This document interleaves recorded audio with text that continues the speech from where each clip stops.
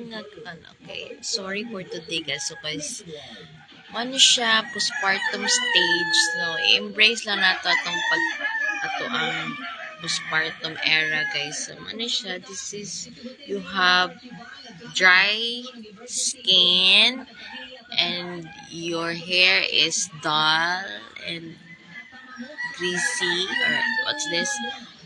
Ano siya, so ano siya, mga ka-vlogs, ka-mamshi. So, dry skin kay ta, and this is how it changes you, and you have dark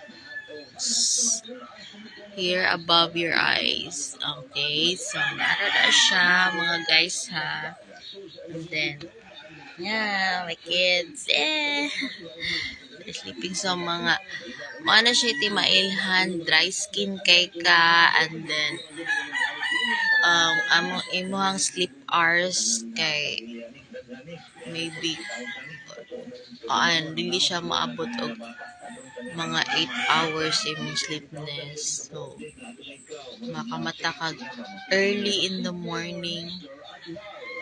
And then yeah guys, so I will talk more in English so that I could express myself. So this is how it looks like na siya in ani atong hair. Ano siya?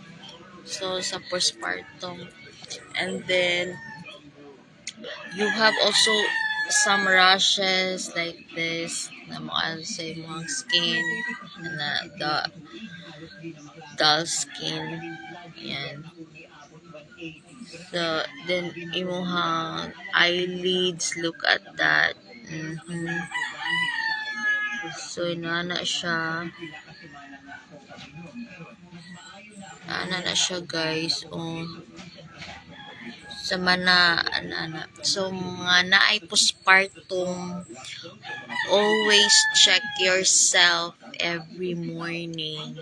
Okay, so na siya lalim guys, but it's not easy to have postpartum, but then embrace it and always have good vibes, always think good vibes in yourself.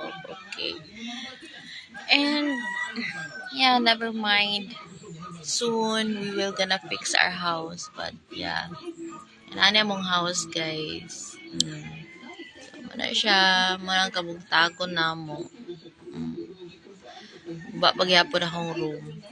My room is broken still. So, sa pa man, what else? So, that's it, the postpartum.